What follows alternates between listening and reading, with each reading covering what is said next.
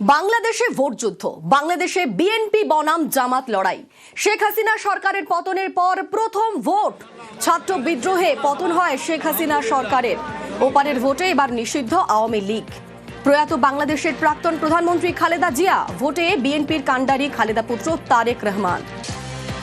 খালেদার মৃত্যুতে সমবেদনার অক্সিজেন বিএনপির। বাংলাদেশের ভোটে জামাত ছাত্র জোটের যুগলবন্দি। আমাদের সঙ্গে সরাসরি রয়েছেন সিএনএন নিউজ 18-এর সিনিয়র এডিটর পল্লবী ঘোষ। পল্লবী, বাংলাদেশ স্বাধীন হওয়ার পর থেকেই প্রথম নির্বাচন যেখানে ব্যালটেই নেই আওয়ামী লীগ, এবং হাসিনা দেশ ছাড়ার পর এই অশান্ত বাংলাদেশে এত বড় প্রথম ভোট হচ্ছে। একাধিক বিষয়, একাধিক ফ্যাক্টর, এই সব কিছু মাথায় রেখে আজকের এই ভোট। সকাল থেকে কিরকম ছবি, কিরকম চলছে ভোট গ্রহণ? আমি এখানে এই মুহূর্তে গুলশান স্কুলের সামনে আছি। এখানে মোহাম্মদ ইউনুস কিছুক্ষণ পর ভোট দিতে আসবেন, আর তারেক আনওয়ার জিয়া হয়তো বাড়ি বেরিয়েছেন ভোট দেওয়ার পর। এখানে মোটামুটি ভিড় আছে, অনেক লোকরা ভোট দিতে এসছে। আমি এখন পুরো শহরে ঘুরবো, কিন্তু এখন ভোটিং পার্সেন্টেজের কোনো ফিগার্স আমাদের ইলেকশন কমিশন এখানটায় দেয়নি। কিন্তু আপনি ঠিক বলেছিলেন, এটা হচ্ছে প্রথম ইলেকশন নির্বাচন কি এখানটায় আওয়ামী লীগ একদম নেই, ওদের ব্যান করে দেওয়া হয়েছে। দ্বিতীয় কথা, এবার কোনো বেগম ইলেকশনে নেই, না বেগম খালেদা জিয়া, না বেগম শেখ হাসিনা। তারেক আনওয়ার জিয়ার জন্য এটা হচ্ছে ক্রিটিক্যাল, কেন ওনার পলিটিক্যাল লঞ্চ প্যাড যদি আমি বলতে পারি সেটা হবে এই ইলেকশনটা। তাছাড়া জামাতও আছে, জামাত চেষ্টা করছে যে ওদের এনসিপির সঙ্গে যে টাই আপটা হয়েছে ওটার লাভ ওদের হবে, কেন এখানে 40 million first time young voters আছে। আর স্টুডেন্ট আপরাইজিংয়ের পর ওই ভোটার্সগুলো, ইয়াং ভোটার্সগুলো একটা বড় ইম্পর্টেন্ট রোল প্লে করবে কি এখানটায় কে জিতে আসবে, কোন পলিটিক্যাল পার্টি জিতবে। তো এখানটায় দুটো হবে, একটা রেফারেন্ডাম হবে যেটা মোহাম্মদ ইউনুস অ্যাডমিনিস্ট্রেশন বার করেছিলেন যখন উনি চার্জ নিয়েছিলেন। তাছাড়া দুটো মেন পার্টিজ আছে, জাতীয় পার্টিও আছে কিন্তু ওটা ছোটোখাটো পার্টি বানা হয়, কিন্তু বিএনপি একদিকে অ্যান্ড জামাত অন্যদিকে। একেবারেই এই একাধিক বিষয় মাথায় রেখে আজকে ভোট। ছাত্র বিপ্লবের বাড়তি সুবিধা পাবে জামাত শিবির, এই সব কিছু নিয়ে প্রশ্ন উঠছে। তবে এই মুহূর্তে আবার একবার সরাসরি যাবো, আমাদের সঙ্গে পল্লবী রয়েছেন। পল্লবী, আমরা দেখেছি বারবার অগ্নিগর্ভ হয়ে উঠেছে বাংলাদেশ হাসিনা সরকার দেশ ছাড়ার পর। আজকে এই ভোটে সিকিউরিটি কেমন রয়েছে? এখন এই মুহূর্তে অনেক ভিড় দেখতে পাচ্ছি। আমি এখন যাব শহরে, আরো অনেক জায়গা আছে যেখানে হিন্দুরা আছে। আপনি নিশ্চয়ই ভিজুয়াল দেখতে পাচ্ছেন কি তারেক আনওয়ার জিয়া কিছুক্ষণ আগে বাইরে বেরিয়েছেন, উনি ভোট দিয়ে আর বক্তব্য করছে মিডিয়ার সঙ্গে। ওনার জন্য এটা খুব ইম্পর্টেন্ট পলিটিক্যাল মেসেজিং দরকার। দুটো জিনিস ইম্পর্টেন্ট এখানটায়, চাहे জামাত হোক বা বিএনপি হোক, দুজনই এই কথাটা বলছে, বক্তব্য বলছে কি এখানে মাইনরিটি মেজরিটি পলিটিক্স হয় না, এখানে দুজনই ইম্পর্টেন্ট। তাছাড়া ভারতবর্ষের সাথে কার রিলেশনশিপ ভালো হবে, বিএনপি বা জামাত। ভারতবর্ষতে এটা একটা হোপ আছে কি ইলেকশনের পর যে পলিটিক্যাল পার্টি পাওয়ারে আসুক ওদের সাথে ইন্ডিয়ার রিলেশনশিপ একটু ইমপ্রুভ হয়।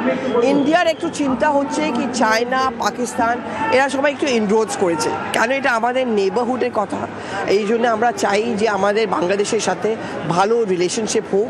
এটা একটা ভীষণ ক্রিটিক্যাল ফ্যাক্টর হবে নির্বাচন শেষ হওয়ার পর। একেবারেই অনেক ধন্যবাদ। আজ বিকেল 4:30 পর্যন্ত ভোট, দুটি ব্যালটে ভোট দিচ্ছেন বাংলাদেশের মানুষ। সাদা ব্যালটে সংসদ সদস্য নির্বাচনের ব্যালট, সংবিধান সংস্কার প্রস্তাবের গণভোটে গোলাপি ব্যালট। আজ সব নজর বাংলাদেশের দিকে। এত আত্মত্যাগের পরে আজকে এই নির্বাচন, আশা করছি যে এই নির্বাচন সুষ্ঠু, অবাধ এবং নিরপেক্ষ হবে এবং শান্তিপূর্ণভাবে হবে। সকলের অংশগ্রহণের মধ্যে দিয়ে আমাদের প্রত্যাশা এই নির্বাচন বাংলাদেশের জন্য একটা নতুন অধ্যায় শুরু করবে।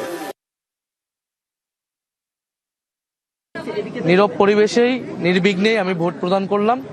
আমি জনগণের প্রতি আহ্বান জানাচ্ছি, সকলের প্রতি আহ্বান জানাচ্ছি, আপনারা দলে দলে সবাই ভোট কেন্দ্রে আসুন। আজকে ভোটের দিন, আজকে এই দেশের নিজেদের মালিকানা বুঝে নেবার দিন। 16 বছর সুষ্ঠু নির্বাচনের সুযোগ ছিল না, আমাদের আজকে সুযোগ এসেছে এই ভোটাধিকার প্রয়োগের মাধ্যমে গণতন্ত্রকে প্রতিষ্ঠা করার, গণভোটে হ্যাঁ প্রদানের মাধ্যমে সংস্কার প্রক্রিয়াকে বাস্তবায়ন করার এবং 11 দলের পক্ষে অবস্থান নিয়ে বাংলাদেশকে এগিয়ে নিয়ে যাওয়া।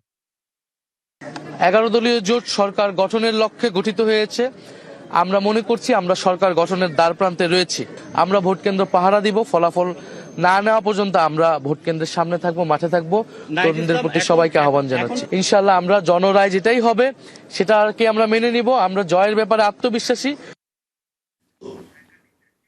বাংলাদেশে নিহত হিন্দু ব্যবসায়ীর বাড়িতে নিউজ 18।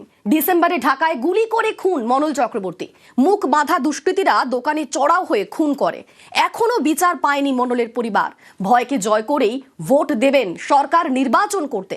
নিউজ 18 এর প্রতিনিধি পল্লবী ঘোষকে জানিয়েছেন নিহতের মা। 2.5 महीने बाद न्यूज 18 फिर से उसी घर पे आ गई है जहां पे मोनोल चक्रवर्ती का हत्या किया गया था। यहाँ पे उनका एक दुकान था और उनके परिवार के लोगों का कहना है कि उनका कोई दुश्मन नहीं था और वो साथ में सबके साथ मिलके रहते थे। लेकिन अचानक देर रात को उनके ऊपर हमला हुआ, उनको मार दिया गया और आज तक नहीं पता चला है कि किसने को मारा, किसका हाथ है उसके पीछे। इस समय इस घर में सिर्फ उनकी माँ है और माँ के पास उनके फोटो है अपने बेटे का और वो अभी भी इंतजार कर रही है अपने बेटे का कि आखिरी बार एक बार वो उनको देख भी नहीं पाई। उनको ये भी नहीं समझ में आया कि इनको क्यों मारा गया। भय लगे, ভয় লাগে। ভয় তো ফ্যামিলির লাগে লাগে। আরেকটা ফুলা আছে, দুইটা বউ আছে। वोट देवेन? হ্যাঁ, ভোট দেবো। देखिए, इसको कहते हैं कि मतदान का जश्न मनाना है, लेकिन क्या उसके साथ उम्मीद आएगा कि इनको न्याय मिलेगा, वो अलग बात है। কেন মারা গেছিল কিছু জানতে পারলেন? কি হলো? না, এই যে সিসি ক্যামেরার মধ্যে যে গুলি শুট করছে, যে ছবি উঠছে মুখ বান্ধা, কেমনে যায় এন লাগায় বন্দুকটাকে লাগায় গুলিটা করলো, এটা উঠছে সিসি ক্যামেরা তো রুমের ভিতরে এখনো ধরা পড়েনি না। अभी भी पकड़े नहीं गए हैं। सीसीटीवी कैमरा में फुटेज है लेकिन उनका चेहरे पे नकाब था। इंतजार है इनको न्याय का। राहुल मल्होत्रा के साथ पल्लवी घोष।